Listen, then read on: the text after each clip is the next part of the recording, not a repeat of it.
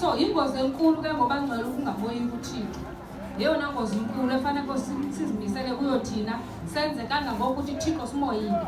Ngoba lo wesibini yena oxhonywa apha naye uzawuphoswa iparadise ngoba kaloku uThixo uthi komnye namhlanje inene ndithi kuwe uyawuba nam ngoba uYesu Kristu akabuzanga uba sowulapha emnqamlezweni nje uzokwenzani wone kanjani mhlawumbi besemnqamlezweni nje babulala abantu mhlawumbi ikhona loo nto bayenzileyo ngokwasesixekweni but uYesu yena akabuzanga mibuzo ngoba sowumkile ebandleni kaThixo uyile endleleni uThixo akabekubuza imibuzo xa uzithoba kuye ubuyela kuye uThixo akathi uzilibele na izulwini uba ukwenzeni cha ukwamkela ukusiza kwakho.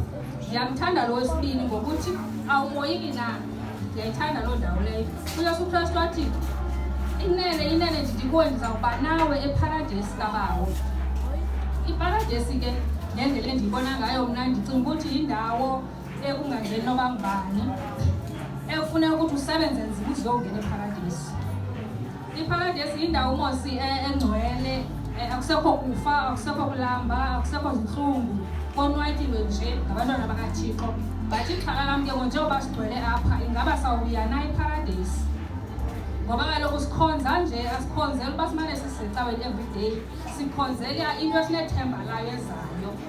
Sinethemba ngosekuhambeni kwethuba ukuthi siya ezulwini ngoba ke isihongo yinyani nezulu yinyani.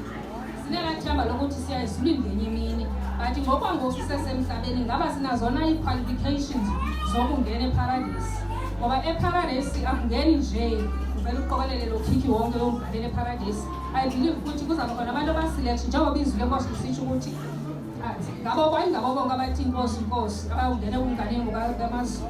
So ndibona olo hlobo ke nahamba ngcwele ukuthi we need ukuthi sinyuse igawusi as from kule pasika ke sitshintshe noba mhlawumbi indlela zethu bezinjani ngoku make siziphase ukutshintsha sizamele iparadesi because ubi ngoku ixesha kulate ngoku bangcwele. uYesu wasengabuya noba nini ixesha lokudlala kumele silibeke ecaleni sihoyana neziqhu zethu umye komnye umntu osexa kwakho hoyana nesithu sakho because nakwincwadi kaYohane 14 uthi uYesu uthi ndiyahamba ndiyolungiselela indawo endlini kabawo zininzi indawo zokuhlala which means kukho ii-mansions. Fanele ucingele wena ka uzawusindiswa for 30 years at the end of the day ungaboni naloo mansion ngenxa yokona kancinci because awumoyiki uThixo. uThixo ubalulekile bangcwele ukuthi simoyike kangangoko sinako uqale ngoThixo kuqala. So laa nto ithatha isukela ekubeni uba ungazukuhlonipha abazali ungahloniphi nee-leaders ezebandla. Xa ungazuhlonipha umamposi notatomposi intetha zabo makuthiwe which means xa udele bona somdelela uThixo because nabo bathunyiwe ukuthi bagqithise ii-messages kuthi xa besithi mandenze into kuyanyanzeleka ndiyenzile because kuthetha kwaThixo. So kuqala phake ngokuboyika uThixo ungumzalwane umoyike futhi sosefemelini yakho ungenzeleleli ukuthi hayi mna ifemeli yam le ndawuhlazeka kwathini. Phakamisa uYesu wakho ume